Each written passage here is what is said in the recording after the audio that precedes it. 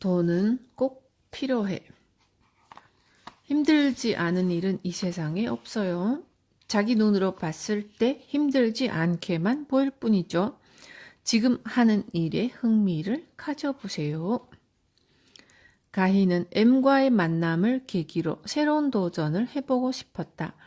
오랜 고민 끝에 가희는 피부 건강 사업에 뛰어들고 싶다는 결론에 이르렀다.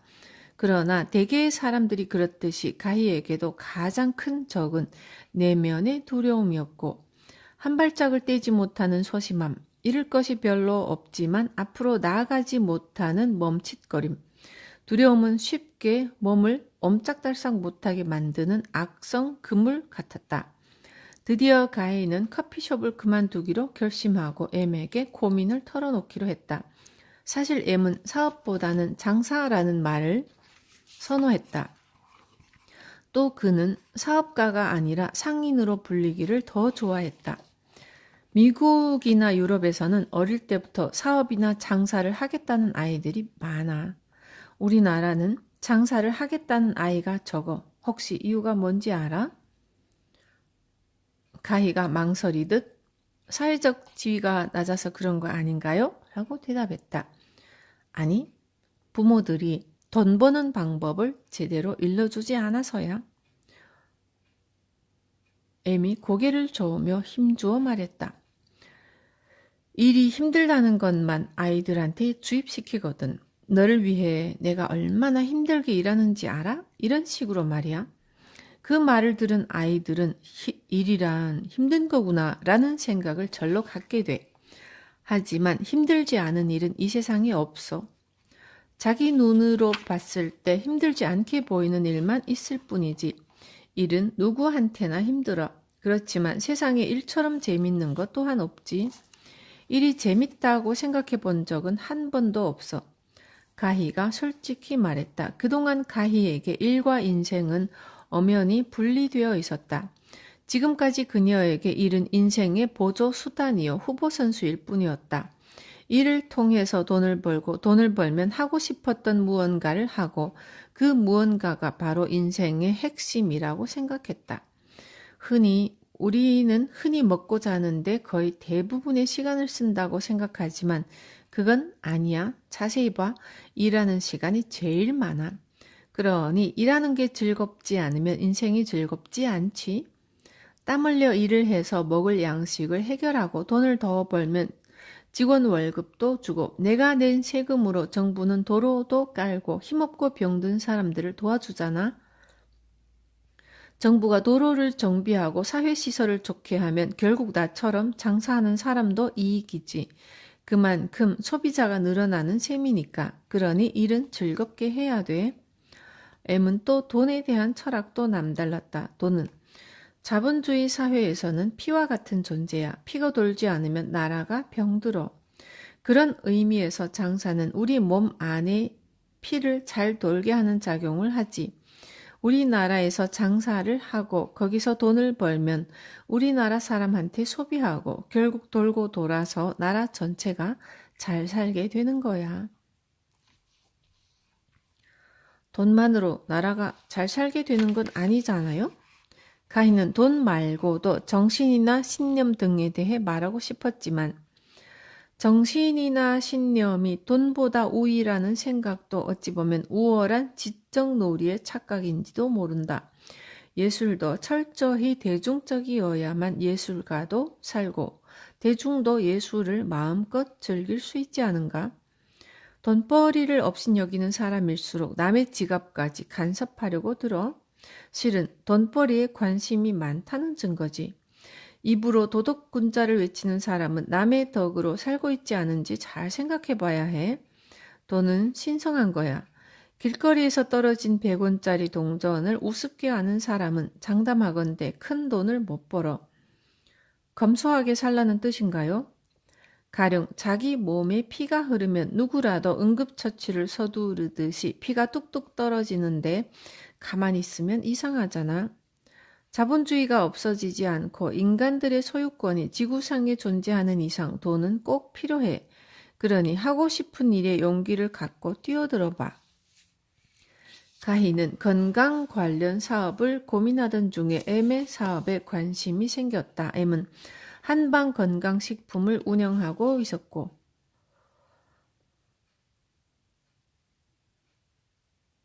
처음부터 한방 건강식품을 취급하셨나요? 아니. 중학교를 졸업하고 여러 곳의 가게에서 점원으로 일하면서 장사를 배웠어. 그리고 바로 창업하셨나요? 창업은 나중에 했어. 그전에는 트럭 운전사로도 일했고, 페인트 공도 해봤어. 여러 가지 경험을 쌓은 셈이지. 한방은 나름대로 전문적인 지식을 갖춰야만 하잖아요. 그런 질문이 나올 줄 알았다는 듯 애미 싱긋 웃으며 대답했다. 오래전부터 내려오는 민간요법과 동의보감 등의 고전을 꼼꼼히 살피면서 공부를 많이 했어. 처음에는 뜸 치료기를 팔러 다녔어. 많이 팔렸어요? 절반의 성공과 절반의 실패였지. 무슨 뜻이에요? 뜸 치료기가 효과가 있는지 알아보려고 직접 내 몸에다 실험을 많이 했거든. 내 몸의 결과는 좋았지만 손님들의 반응은 무덤덤했어. 그래서 절반의 성공이었지. 그러더니 M은 왼쪽 팔을 걷어 무수하게 난 뜸 자국을 보여주었다. 얼마나 많이 실험을 했는지 거의 화상 수준이었다니까. M이 허허럽게 웃으며 팔소매를 다시 내렸다. 가희는 평소 조금씩 공부하던 건강 관련 정보를 이야기하며 M이 허락한다면 그의 사업을 돕고 싶다고 이야기했다. 가희가 어렵사리 운을 떼자 M은 요청을 받아주는 대신에 각 지역의 대리점에서 일단 수습기간을 거쳐보라고 조언해 주었다. M은 일일이 지시하는 성격이 아니었다. 원리와 원칙만 알려주었고 또한 그 원리와 원칙은 본인뿐만 아니라 고객도 궁극적으로 행복해야 한다는 확실한 윤리이기도 했다. 빛의 언어. 이번에는 M의 입을 통해서가 아닌 그녀 마음속을 점차 밝혀주는 빛을 따르기로 결심했다. 우리는 흔히 먹고 자는데 대부분의 시간을 쓴다고 생각하지만 그렇지 않다. 사실 일하는 시간이 제일 길고 많다. 그러니 일하는 게 즐겁지 않으면 인생이 즐겁지 않다. 지금 하는 일을 즐겨라. 그러면 반드시 행복도 따라온다. 계단을 오르다. 장사에서 제일 중요한 사람은 손님이에요. 손님이 손님을 불러오는 것처럼 기막힌 장사는 없죠. 눈앞에 있는 한 명의 손님 뒤에는 1000명의 손님이 있어요. 가희는 6개월간의 수습기간을 마치고 커피숍을 처분하고 남은 2천만 원으로 자신만의 대리점을 세우기로 했다. M은 돈이 모자라서 자기 장사를 못하는 사람은 돈이 있어도 마찬가지라며 장사로 성공하려면 어려움이라는 장벽을 반드시 거쳐야 된다고 강조했다. 가희에게 입지 좋은 가게는 꿈도 못 꿀 일이었고 그래서 가희는 시내에서 자동차로 무려 15분 거리에 있는 변두리에 가게를 얻었다.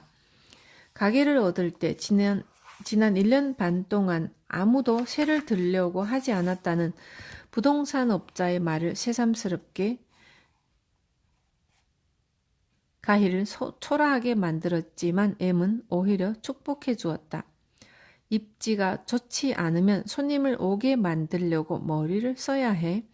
가령 서점이라면 따뜻한 차를 내오는 거야. 손님들은 서점에서 무슨 차 대접이냐고 어리둥절하겠지만 주인이 호감 있는 사람이라면 멀리서라도 찾아오지. 장사는 돈으로 하지 않아. 머리, 즉 지혜를 써야 해. 돈을 쓰지 말고 지혜를 쓰는 방법을 찾아. 그러면 성공할 거야. M은 또 다른 지혜도 알려주었다. 우리는 영화나 드라마, 소설 속에서 비운의 주인공을 동정하지. 심리학적으로야 얼마든지 설명할 수 있지만 비운이나 불운은 사람에게 주어진 숙명이 아니야. 사람은 행복하고 즐거우라고 태어난 거야. 역사 속의 인물을 볼 때도 비운이나 불운의 제명을 다 하지 못한 사람보다는 재수가 좋고 운이 좋아 오래 살면서도 다른 이들의 추앙을 받은 인물을 눈여겨봐야 해. M은 말을 이어갔다. 예를 들어 과거에는 엄청 부자였다고 떠버리는 사람이 지금 자기가 먹을 밥 3끼도 해결하지 못한다면 그 사람 이야기는 들을 가치도 없어. 또한 머지않아 결혼하려는 사람에게 결혼은 해봐야 미친 짓이라고 말하는 사람은 현재 자신의 결혼 생활이 불행하다고 외치는 것에 불과해. 그런 사람 말도 들을 필요가 없지. 지금 행복하고 성공한 사람의 말을 들을 가치가 있어. 나는 경영 컨설턴트가 제 아무리 글을 잘 썼다 해도 경영학 서적을 읽지 않아. 그들보다 내가 훨씬 장사를 잘해서 돈을 많이 버니까 굳이 읽을 필요가 없거든. M의 자신만만함이 가희에게는 큰 힘이 됐다. 일단 가희는 가게에서 숙식을 해결하기로 했다. 건물이 낡고 비좁았지만 한번 하기로 결심한 거 최선을 다해보기로 했고, 비록 변두리지만 대리점 주변에는 아파트가 많았고 이 말은 사람이 많다는 뜻이기도 했다. 처음에는 신문에 끼워 돌리는 전단지로 가게 홍보를 했지만 별 효과가 없었고 M은 직접 손으로 써서 복사한 다음에 집집마다 발품을 팔아 돌리라고 조언했다. 글씨를 잘 못 쓰는 가희로서는 난감했지만 M은 이렇게 말했다. 글씨를 못 쓰기 때문에 효과가 있는 거야. 글씨를 잘 쓰는 사람은 망설이지 않고 단번에 써내려 가지만 그렇지 않은 사람은 한 글자마다 정성을 들여 쓰거든. 그 정성이 손님을 감동시킬 거야. 게다가 돈도 들지 않잖아. 돈을 들이지 않고 어떻게 하면 잘할 수 있을까 골몰하다 보면 반드시 방법이 생겨. 그러면서 돈을 버는 거야. M의 말은 적중했다. 깔끔하게 인쇄된 전단지보다는 손글씨 전단지가 확실히 효과가 있었다. 하루에 4시간 밖에 수면을 취하지 못했지만 상품을 주문받고 포장하고 가게에 찾아오는 손님을 따뜻이 응대하다 보면 하루 24시간이 모자랄 지경이었다. 상품에 자신이 있는 데다 각 지역 대리점에서 나름대로 열심히 배웠기에 큰 두려움은 없었다. M은 상품에 관한 매뉴얼을 외우지 말고 상품이 어떤 이유로 만들어졌는지를 곰곰이 생각해 보라고 조언했다. 맥도날드 햄버거가 유명한 이유 중 하나는 매뉴얼이야. 사람마다 모두 성격이 다르기 때문에 누가 와도 맥도날드의 지침을 금세 숙지할 수 있도록 매뉴얼을 잘 만들어 놓았거든. 그런데 매뉴얼보다 더 중요한 건 상품에 대한 철학이야. 디즈니랜드에서는 깨끗이 청소하라는 매뉴얼 대신에 이렇게 적어 놓았어. 내 조카가 넘어져도 다치지 않게끔. 청소를 어떻게 하라는 세세한 주문보다 훨씬 효과적인 매뉴얼이잖아.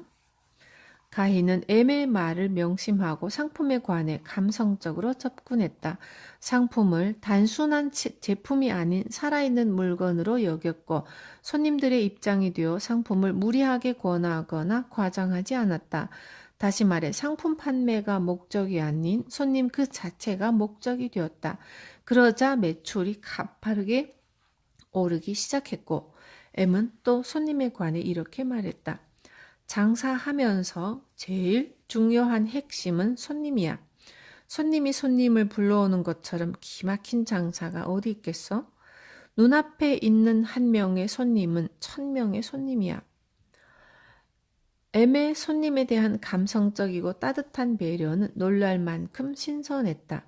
어느 날 상품 재고 확보를 위해 본사로 가려고 부득이 가게를 하루 쉬게 되었고 이럴 때를 대비해서 알바생이라도 고용하고 싶었지만 일전에 M이 만류했기에 가게를 비울 수밖에 없었다.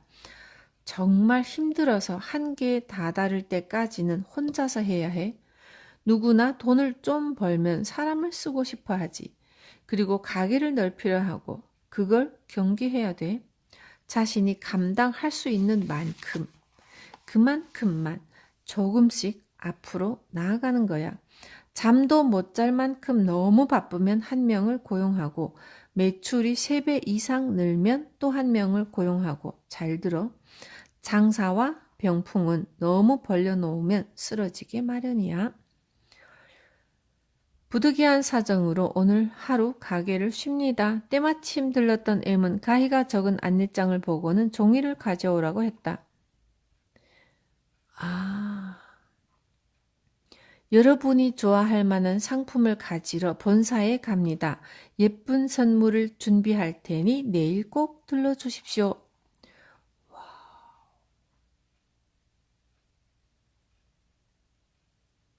고객에게 똑같은 내부 사정을 알리는 안내 글인데도 M의 감각은 탁월했다. 오래된 가게 셔터가 부서져서 한쪽으로 찌그러졌을 때도 M은 훌륭한 기지를 발휘했다. 셔터는 망가졌지만 안은 쌩쌩합니다. 활기차게 일하고 있으니 안심하십시오. 빛의 언어는 입으로만 위력을 바라는 게 아니었다. 밋밋한 단어이지만 손님 편에서 생각하면 빛나는 단어로 바뀌었다. 새삼스럽게 M이 위대한 상인으로 여겨졌다. 시는 극복할 수 없는 문제는 절대 내지 않는다. 인간은 어떠한 역경도 극복할 수 있는 재능을 갖고 태어났다. 눈앞에 장애물이 보이면 안심하고 마음의 소리에 귀를 기울여라. 금세 극복할 수 있는 방법이 떠오를 것이다. 만일 생각이 떠오르지 않는다면 그냥 내버려 둬라. 시간이 알아서 해결해 준다. 세상에 해결하지 못할 문제는 없다.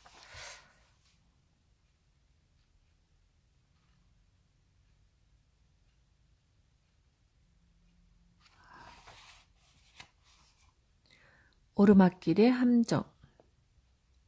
정상을 향해 부지런히 오르다 보면 꼭 함정을 만나요. 바로 과시라는 함정이죠. 승승장구할 때일수록 발밑을 내려다 봐야 해요. 가희가 대리점을 시작한 지 3년이 지났다. 예상보다 돈을 많이 벌었고 가희는 이제 시내로 진출할 시기라고 생각했으며 늘어난 상품을 보관할 공간도 확장해야 했다. 가희는 돈을 벌면 꼭 고급 자동차를 사고 싶었고 자동차 대리점에서 보내온 카탈로그를 며칠 동안 꼼꼼히 살핀 후 드디어 마음의 결정을 내렸다. 휴대폰을 들어 주문을 하려는데 M이 가게로 전화를 걸어왔다. 혹시나 해서 하는 말인데 한 가지 꼭 말해둘 게 있어서 전화했어. 무슨 말씀이신데요? 돈을 벌면 아마 사고 싶은 게 많을 거야. 지금쯤 그럴지도 모르지. 그런데 정상을 향해 부지런히 오르다 보면 꼭 함정이 있어. 함정이라뇨? 추락할 때 혹은 내리막길로 떨어질 때는 누구나 조심하지. 한 발짝 떼는 것도 세심해지고. 그런데 승승장구할 때는 발밑을 내려다보지 않아. 그래서 함정에 빠져. 바로 과시라는 함정의 말이야. 가희는 속으로 뜨끔했다. 부자는 돈이 많은 사람을 말해. 즉 누구나 돈이 많으면 부자가 되는 거야. 그런데 부자가 돈 말고 다른 걸 바라면 진정한 부자가 못 돼. 돈을 벌면 그걸로 족해야지. 돈 있는 걸 자랑할 필요가 없다는 뜻이야. 이미 부자가 된 사람이 명예를 바라는 꼴이지. 부자는 돈만 있으면 돼. 부자가 괜히 정치에 뛰어들면 정치인들의 손에 노란하고 반대로 정치인은 정치만 해야지 부자가 되겠다고 돈을 원하면 쇠고랑을 차는 거야. 남한테 자랑하려고 돈을 쓴다면 그만두는 게 좋아. 부자를 원했으면 부자만 돼. 그래야 행복해.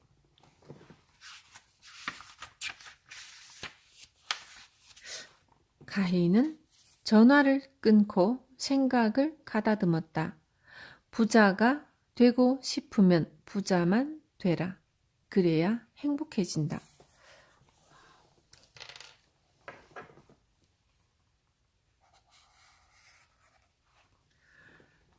잠시 흐트러졌던 옷매무시를 바로 잡아주는 고마운 충고였다. 그래, 진정한 부자가 되어보자.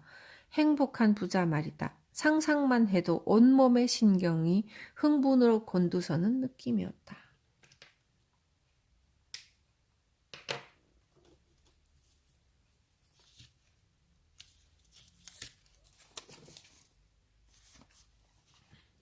위기는 폭풍우다. 폭풍우가 거세지면 잠시 숨을 고르고 발걸음을 멈춰요. 그러면 폭풍우가 잠잠해지는 순간이 오죠. 그때 한 발짝 앞으로 나아가는 거예요. 가희가 경제적 자립과 행복을 위해 노력한 3년여의 시간, 그 기간은 드러나지 않았지만 치열한 삶의 연속이었다. 약간만 힘을 더 받으면 더 높은 단계로 접어들 무렵 거품 경제가 펑 소리를 내며 터졌다. 곧이어 심각한 불황이 덮쳤고 다행히 매출이 심하게 줄지는 않았지만 가희는 미래에 대한 불안감으로 좌불안석이었다. 인터넷 판매는 하지 않았기에 전화 주문이나 직접 가게를 찾아오는 손님에게만 물건을 팔았지만 전화 응대만 하는 아르바이트생만 벌써 5명이었다. 또한 정식 직원도 1명 있었고 일전에 매출을 올리려고 인터넷 판매를 고려하고 있을 때 M은 이렇게 말했다. 장사는 사람과 사람의 커뮤니케이션이지. 얼굴을 보고 좋은 대화를 나누면서 자연스럽게 상품을 파는 거야. 예를 들어 편의점에서 복사용지를 산다고 쳐. 점원은 바코드에 찍힌 가격만 확인하고 손님한테 고맙습니다 라고 말하면 끝나. 그건 껌을 사도 마찬가지야. 상품은 정성으로 전달해야 손님들에 대한 예의가 다하는 거야. 내 상품에 대해 애지중지하는 사람은 그런 식으로 손님에게 팔지는 않지. 다행히 M의 조언을 귀담아 듣고 사업을 확장하지 않았던 터라 거품 경제가 터졌지만 큰 타격은 없었다. 그래도 현실이 불안하다 보니 가희는 직원들을 다그치게 되었다. 그녀 자신은 불철주야 땀을 흘리지만 직원들은 그렇지 않아 보였고 M이 가르쳐준 인생의 보물 빛의 언어와 웃음을 서서히 잃어버리기 시작했다. 그녀의 얼굴에서 빛이 희미해질 무렵 M이 찾아왔다. M은 어지간해서는 사업이나 일 이야기를 하지 않는 편이다. 만나면 즐겁고 행복한 이야기만 나누기를 좋아하는 사람이다. 그런 M이 진지한 표정으로 가희에게 말했다. 불황은 지금까지 5년이나 10년에 한 번 정도는 국내 정세나 세계 시장의 상황에 따라 몇 번이고 되풀이되었어. 하지만 그 불황을 이겨낸 사람은 반드시 있지. 이를테면 불황은 폭풍우야. 폭풍우가 거세면 잠시 숨을 고르고 발걸음을 멈추어야 해. 그러면 반드시 폭풍우가 잠잠해지는 순간이 오지. 그럴 때 한 발짝 앞으로 나아가야 해. 그리고 또 폭풍우가 거세지면 옷깃을 꽉 여미고 참는 거야. 다시 폭풍우가 잠잠해질 순간을 기다리면서 말이지. 중요한 점은 가만히 있을지언정 절대로 뒤로 물러서지 않는 마음가짐이야. 그러면 반드시 폭풍우를 헤쳐나갈 지혜가 생겨. 제게 그럴 만한 지혜가 없어요. 가희가 힘없이 대꾸했다. 스스로 지혜가 없다면 다른 사람한테라도 물어봐. 경쟁업체 사람이라도 좋아. 지금 너무 힘든데 극복할 방법이 없느냐고. 나 자신도 그렇게 도움을 받은 적이 있어. 재밌는 걸 가르쳐 줄까? 뭔데요? 그녀는 여전히 자신 없는 말투로 물었다. 반면에 M은 오히려 신난 말을 이었다. 걷는다는 뜻의 보를 자세히 들여다보면 멈추기를 적게 하라는 뜻이 담겨 있어. 성공으로 나아가는 길은 꾸준히 걷되 자주 멈추지 말라는 뜻이야. 그렇게 하면 이전에는 알지 못했던 지혜가 솟아나와. 너무 힘들다. 누가 도와주지 않으면 견디기 어렵다라며 부정적인 생각만 붙잡고 늘어지면 올바른 지혜가 나오지 않아. 부정적인 생각은 사람을 둔하게 만들거든. 애의 말을 듣고 가희는 초심을 되살려서 불황을 이겨내는 지혜를 짜내기 위해 노력했다. 엠에게는 신선한 지혜가 끊임없이 늘 솟아나는 모양이지만 가희처럼 일반인에게는 쉬운 일이 아니었다. 초심을 되살리는 방법으로 우선 잃어버린 웃음을 되찾기로 했고, 그녀가 시도한 방법은 유민이 이야기해준 축구를 응용한 스마일 카드제이다. 축구 시합에서는 주심이 반칙을 범한 선수에게 옐로 카드를 내민다. 엄격한 표정의 주심에게 옐로 카드를 받고 기분 좋아하는 선수는 한 명도 없다.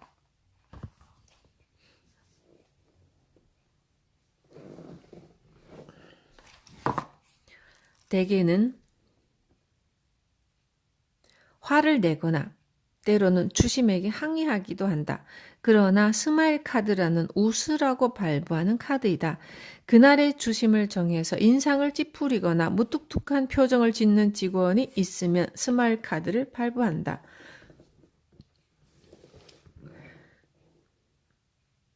그렇다고 스마일 카드라는 걸 주머니에서 꺼내 들지는 않는다. 그날의 담당은 작은 휘슬을 목에 걸고 있다. 귀여운 새소리가 나는 휘슬이다. 담당이 스마일 카드를 받아야 할 사람에게 조용히 휘슬을 분다. 그러면 그 광경에 모든 직원이 다 함께 웃는다. 꼭 직원들끼리만 있을 때도 제한하지 않고 손님이 있어도 상관없이 휘슬을 분다. 손님들은 처음에는 멋쩍어 하지만 이유를 듣고는 이내 같이 웃어주었다. 가희는 얼마 전에 친구 결혼식에 참석했다가 특이한 주례사를 듣고 떠오른 아이디어를 곧장 실전에 활용해 보았다.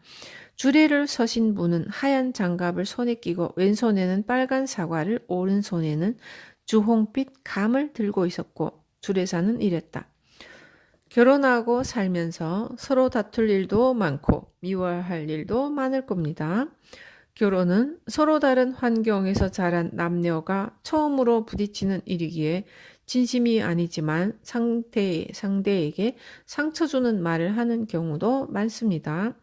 상대방에게 미안한 언행을 했으면 그럴 때는 기탄 없이 사과를 하기 바랍니다.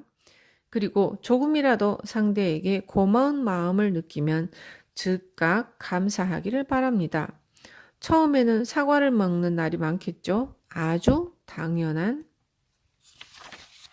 일입니다. 그러면서 차츰 감을 찾게 됩니다. 미안한 마음을 늘 붙들고 살기에는 인생이 너무 짧으니까요.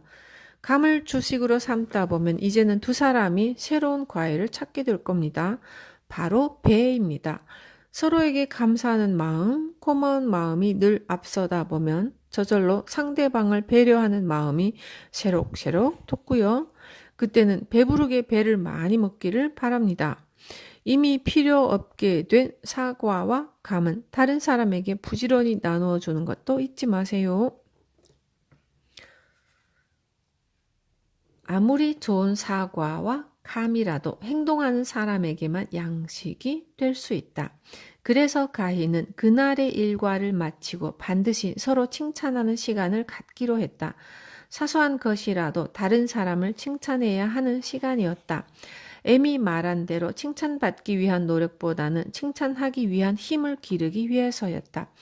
처음에는 새로 들어온 S는 뒷정리가 깔끔해서 늘 고마움을 느낀다라는 작은 고마움에서부터 시작하여 차차 다른 사람의 삶을 한층 긍정적으로 축혀 올리는 수준까지 올라갔다.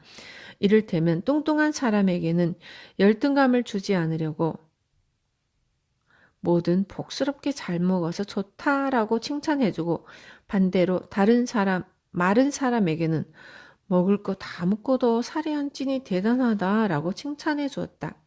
칭찬은 비꼬는 게 아니었다. 가령 커피잔을 앞에서 보면 찻잔에 달린 손잡이가 보이지만 옆에서 보면 둥근 면만 보일 뿐 손잡이가 보이지 않는다. 그렇다고 커피잔에 손잡이가 없다고 단정 내릴 수는 없다. 칭찬은 보이지 않는 것을 보이게끔 만드는 아름다운 상상이다. 서로 칭찬하기 모임이 활기를 띠면서 아무리 바쁜 일이 있어도 꼭 칭찬 시간만큼은 챙기는 직원이 늘기 시작했다. 스마일 카드와 칭찬 시간은 모든 직원의 얼굴을 빛내주었다. 가희는 내친 김에 칭찬 시간에 더해 즐겁다, 행복하다, 운이 좋다, 용서한다 라는 빛의 언어를 직원들이 자주 사용하도록 권했다. 그 대신 짜증난다, 불행하다, 힘들다, 운이 없다, 용서 못해 따위의 불평불만의 언어는 그들의 입에서 하루빨리 추방하도록 독려했다. 불황의 폭풍우는 비옷을 준비하고 장화를 신은 사람들에게는 견딜만 했고, 제아무리 폭풍우라고 하더라도 빛의 언어와 칭찬으로 무장한 그들의 발걸음을 결코 멈추게 할 수는 없었다. 시간이 흐르면서 불황은 무지개를 그리며 찾아오는 호황 앞에 기세를 꺾고 힘을 잃었다. 대화를 나누고 귀를 기울이고 맡기지 않으면 인재를 키울 수 없다.